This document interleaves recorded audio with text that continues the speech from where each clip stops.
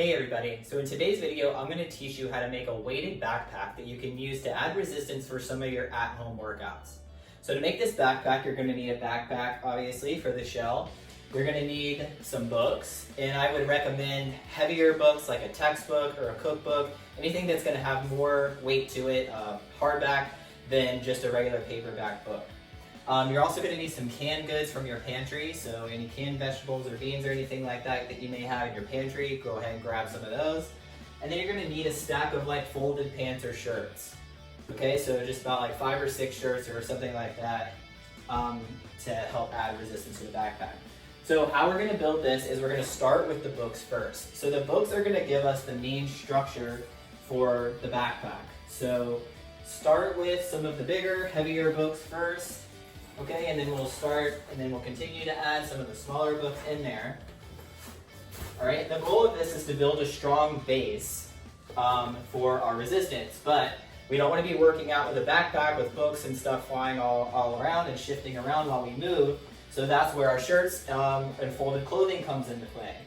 So what I want you to do with the folded clothing that you grabbed is kind of fill in the gaps around the book. So anywhere that you see if you have a room in the front or room on the sides, go ahead and fill in those gaps with your shirts. So if you've ever overpacked a suitcase, you know how heavy it can get very quickly. So that's basically what we're trying to do with the clothing, is to keep the books from shifting around, but also make this backpack really solid and sturdy to add more resistance. So after you've packed in the holes with your shirts, that's where you're going to bring in your canned goods. So basically, in the space in the top of the backpack, between the top of the books and the top of the backpack, we're going to fill in those gaps with our canned goods. So you can go ahead and just stack those in there. Again, the whole purpose is to keep things from shifting around as we work out. So we're going to fill in the holes, however many you need to kind of fill in those gaps. Use those in the top and then go ahead and zip it up. And there's our weighted backpack. So how do you know how heavy this thing weighs? So if you have a bathroom scale at home that you use to measure your own body weight, what you can do is go ahead and measure yourself minus the backpack. So measure just your body weight first. Mark that number down, then go ahead and weigh yourself with the backpack on, and then the difference between those numbers will be how heavy this backpack is. So I tested this out on my scale today, and this backpack that I have, based off the books, the clothing, and the canned goods, weighs 25 pounds. So that's 25 pounds added resistance that I'll have to these exercises when I go to progress them past body weight. Now, as anything else, you always want to make sure that you've mastered the body weight movements first before trying to add weight to anything. That way we can prevent injuries and making sure that you're progressing things at the right weight so that you can continue to make progress. But adding weight to your exercises is an excellent way when you're ready to make sure that you're continuing to progress your workouts while in quarantine. So now I'll go ahead and show you some of the exercises that you can do as a routine after you've made your weighted backpack. So stay tuned for that.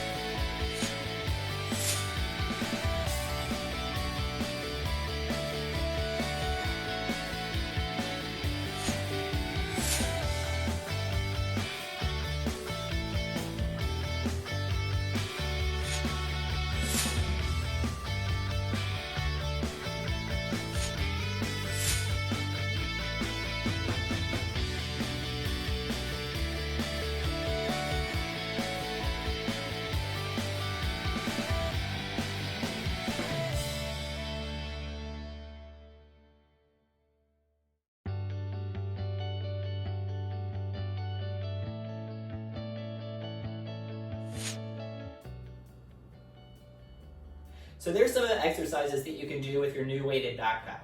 Now, how do you string all of that together into a workout? Well, to start out, what I would recommend doing is each move that was just listed in the program, perform each movement for 30 seconds with no rest back to back with no rest in between. After you've performed each movement in that workout for 30 seconds, that's one round, and you'll rest 1 to 2 minutes at the end of that round. Now, you can do up to 3 to 5 rounds of this depending on your fitness level. And again, after you do this workout week to week, go ahead and make sure that you're either adding time so you can progress to eventually working out for 45 seconds for each movement, or you can continue to add rounds to the workout. So keep the 30-second blocks, but do perform more rounds in one workout than you did the previous week. These are all great ways of making sure you continue to make progress while in quarantine.